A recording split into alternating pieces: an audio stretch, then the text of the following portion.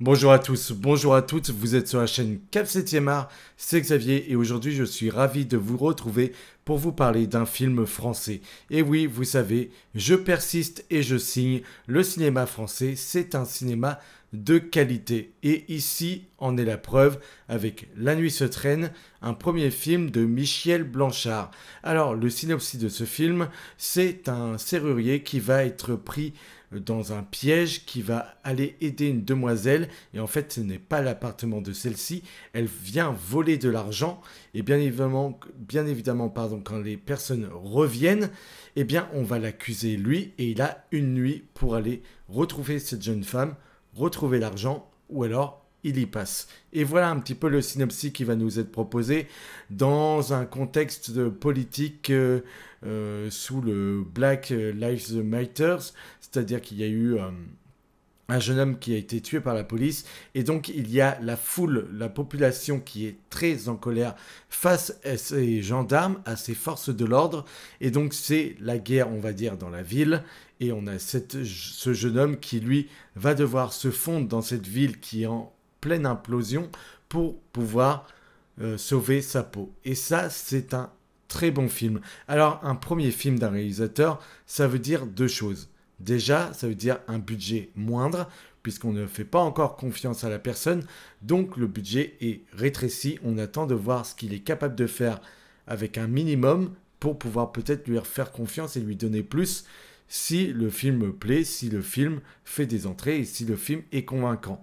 Bon, ici, c'est le cas. Le film a un budget moindre, ça c'est une évidence. Et de la part du réalisateur, bien entendu, il y a une volonté de faire ses preuves, de montrer que si on nous a fait confiance pour délivrer ce message dans ce film, eh bien on était capable de le maintenir et d'apporter une patte, d'apporter quelque chose en plus que peut-être le cinéma n'a pas ou n'a plus. Et ici, Michel Blanchard, il est terriblement efficace et j'ai envie de vous dire que John Wick à côté peut clairement se rhabiller. Ceux qui aiment le personnage peuvent aller voir le cinéma de Michel Blanchard avec ce premier film parce que c'est réellement de la très haute qualité et le cinéma d'action en France il peine un petit peu. On en a eu certains qui s'y sont attelés et qui ont plutôt réussi, mais en général, même à Hollywood, même dans le cinéma américain, hein, le cinéma d'action de qualité est très dur à trouver. Et bien ici, on en a un. C'est un thriller extrêmement efficace avec des acteurs juste fous. L'acteur principal est juste incroyable, mais on a aussi Natasha Krief qui joue une petite escroc qui va justement mettre dans la panade notre personnage principal et on a un Romain Duris qui est juste excellent en ennemi et il joue un antagoniste juste délicieux. On voit que Romain Duris prend plaisir à jouer ce genre de personnage et c'est vrai que depuis Le règne animal, depuis quelques années, on voit que Romain Duris s'essaie à d'autres genres dans le cinéma et qu'il prend des risques. Ici, il fait confiance à un réalisateur inexpérimenté, il vient sur son projet, il lui donne la chance d'avoir un gros nom mis en avant et ça c'est super, j'ai envie de dire. Les risques qu'a pris Romain Duris jusque-là, ça marche. Regardez l'année dernière avec Le règne animal. Bon bah voilà, c'était une prise de risque, mais ça a fonctionné même très bien. Et Romain Duris, je l'aime pour cela. Il prend beaucoup de risques. Et ici, il est juste délicieux face à ce protagoniste, ce personnage principal, joué par cet acteur que je vous montre en photo. Et cet acteur est très convaincant. On peut dire qu'il porte le film du début à la fin. Donc bravo à lui, il est juste bluffant et on y croit d'une minute à l'autre. C'est-à-dire qu'il n'y a pas un temps mort dans ce film, il n'y a pas un moment de pause. Donc ça veut dire que le scénario est très réfléchi, qu'il a été habilement mené. Et j'avoue que les ressorts, etc., comment les choses s'installent et sont mises en place, c'est très habile, ça fonctionne très bien. Il n'y a pas de lourdeur, juste à un moment donné, avec justement le contexte politique du film. Quand on parle de Black Lives Matter, à un moment donné, on va avoir le personnage qui va partir justement avec ses policiers. Et là, c'est peut-être un petit peu plus maladroit. Mais pour le reste, pour ce qui est du thriller qui ne rentre pas dans le contexte politique que nous amène le film dans son fond, eh bien c'est très abouti. Les scènes d'action sont juste incroyables. Il y a du choc, il y a de l'action, il y a de la violence, il y a de la brutalité, c'est féroce, c'est nerveux, c'est extrêmement bien mené. Que vous dire? Que vous dire? En termes d'action, vous en avez pour votre grade, c'est clair et net, ça fonctionne du tonnerre. Mais il faut quand même parler de la réalisation, des plans que nous offre ce réalisateur. Alors on est sur des plans beaucoup plus statiques ou plus simples quand on est avec les personnages et qu'on est dans l'action. On est vraiment dans de l'efficacité. Et puis quand on veut en mettre plein la vue, tout simplement, c'est tout simplement les moments où il va nous montrer cette ville qui est en train de s'embraser. Et quand on a cette ville qui nous est montrée, on va avoir des plans drones, on va avoir peut-être des plans hélico, enfin on va avoir des plans qui vont nous montrer justement toute la technique. Et là, on la ressent à ces moments-là. Et c'est très très beau et c'est magnifiquement orchestré. Donc l'action fonctionne du tonnerre et on a de l'action qui pète toutes les 5 minutes. On a des plans qui sont juste magnifiques et une réalisation qui marche très bien. Et il faut parler photographie. La photographie du film est très bonne. Donc vous voyez, rien que là, quand vous avez un bon scénario, mais que vous avez une bonne réalisation, quelqu'un qui a des idées, qui a des envies, que vous avez par la suite de l'action qui est efficace quand c'est un film d'action.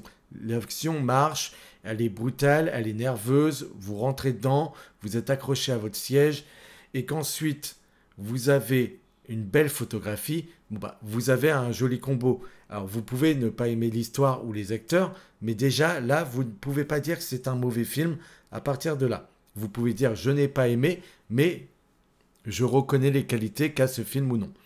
Et là, on peut que reconnaître le travail qui a été fait par Michel Blanchard. Je ne veux pas écorcher son nom parce que vraiment, il a fait tellement un film qui m'a scotché à mon siège. Et moi, j'étais avec un ami et j'avoue que j'ai pris un pied féroce devant ce film.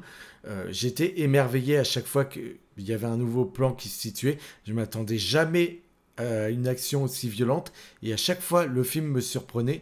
Donc c'est très très positif. Mais j'avoue que la photographie m'a énormément plu et qu'elle apporte beaucoup de cachet et d'identité à ce film. Donc moi j'ai pensé à l'Impasse de Brian De Palma à des moments, j'ai pensé à beaucoup de polars qu'on a pu avoir dans les années 2000 et ici ce film embrasse tout cela pour nous apporter une nouvelle version, celle de 2024, celle de Michel Blanchard. Donc cet homme qui réalise son premier film avec une œuvre aussi intéressante que La Nuit se traîne, j'ai envie de vous dire que c'est un film effréné, donc nerveux à l'extrême, d'une férocité sans nom, et qui ne vous lâchera pas jusqu'à son final. Et c'est un final qui m'a énormément plu. Si on doit parler du son, il n'y a pas un son qui m'a paru plus intéressant qu'un autre. Il est bien mis en avant, il est bien orchestré.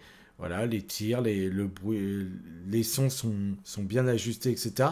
Mais il n'y a pas un moment donné où je me suis dit, waouh, ce son-là, extraordinaire. Non. Par contre, la musique était très bien trouvée. La Nuit se traîne est une des musiques du film. Et je trouve que justement, ce titre est parfait. Donc voilà, je trouve que les personnages qui sont dans le film sont intéressants, qu'il y a une histoire, ce que ne faisait pas John Wick. C'est pour ça que j'attaque John Wick en vous disant qu'on a mieux. On a ce film français qui vous propose de l'action avec un personnage où ça va à 1000 à l'heure. Il y a un compte à rebours qui vous est amené dès le début et le film ne vous lâchera jamais. Et ici, il n'y a pas des ressorts scénaristiques pour passer d'une scène à une autre et ta gueule, c'est magique. Non, pas du tout. Ici, tout est justifié, mais bien justifié. Le comédien principal est incroyable, il porte le film, jamais on est dans l'exagération, jamais on se dit « Oh là, c'est peut-être trop, vu tout ce qu'il a vécu, etc. » Il ne devrait pas s'en sortir. Non, non, non, les prouesses sont bien amenées. Tout tient sur un fil, c'est un travail d'équilibre. C'est ça le travail d'un scénariste. C'est de réussir à faire que tout soit cohérent et que tout se maintienne et que tout réussissent à exister et à se maintenir. S'il y a quelque chose qui est plus fort que le reste, on va du coup s'ennuyer fortement. Ici, c'est jamais le cas. Et en plus, c'est cohérent et ça se tient. Et ça, c'est très compliqué quand on a un personnage qui vit beaucoup d'actions et qui donc subit des coups, reprend des coups, et puis après on se dit quand est-ce que ça s'arrête. Et à un moment donné, il ne faut pas qu'il y ait la scène de trop qui soit exagérée. Ici, ce n'est jamais le cas, c'est pour ça que je suis très heureux de vous le dire. Ce film-là est une belle réussite française. On a eu dernièrement Emilia Pérez qui m'en a mis plein la vue. C'était du Jacques Audiard. C'est pour moi le film de l'année, clairement, aujourd'hui. Et j'avoue que voir un deuxième film français m'en mettre plein la vue, en tout cas, Emilia Pérez, c'était un film d'un réalisateur français, mais tourné en langue étrangère. Et ici, c'est un film tourné en Belgique, à Bruxelles, et c'est un réalisateur belge. Donc j'avoue que là, le travail est immense et il prouve tout son talent. Alors un premier film de cette qualité-là, autant vous dire que le bonhomme va être à suivre de très très près. En film français que j'attends qui sorte bientôt, j'attends L'amour ouf de Gilles Lelouch, j'attends également Emmanuel avec Noémie Merlan qui est une actrice juste divine dans son jeu et dans sa plastique. C'est une femme d'une beauté incroyable, mais je trouve que c'est une vraie révélation et elle tourne partout, donc ça prouve le talent de la meuf. Tout le monde reconnaît qu'elle est extrêmement brillante. Nous avons, je ne sais pas, moi je suis en train de regarder là tout de suite des films. On a Le Fil, un autre film français. Ensuite, en grosse production, on aura Gladiator 2, on aura Joker 2, on aura Megalopolis. On a également des films comme Beetlejuice, le deuxième qui sort, mais moi je ne l'attends pas. On aura un film comme Lee Miller avec la délicieuse Kate Blanchett. Voilà ce que c'est la fin de l'année. L'année n'est pas terminée. En film français, je pense aussi à Charles Aznavour, Monsieur Aznavour qui sort. Voilà, on a de très très belles propositions qui arrivent. Et non, le cinéma français n'est pas mort. Non, non, non. Le cinéma français est de qualité et les Américains revendiquent notre cinéma. Le cinéma français est mis à l'honneur partout dans le monde. Tout le monde reconnaît le talent de notre cinéma. Donc ne négligez pas le cinéma français. Ce n'est pas le haut de l'affiche qui vous est montré la plupart du temps. Mais quand vous savez le renifler et le savourer, vous savez le trouver. Merci à vous, merci d'avoir été au bout de la vidéo. Bien évidemment, abonnez-vous, ça ne vous coûte rien et moi, ça m'apporte beaucoup. Et puis, vous pouvez commenter, me faire part de vos retours, de vos attentes, si vous avez aimé le film ou non. Si vous voulez me faire part d'autre chose, vous pouvez également, il n'y a pas de souci. Et puis, bien, on se retrouve évidemment pour parler de séries et de cinéma. Alors qu'attendez-vous? En salle, les amis.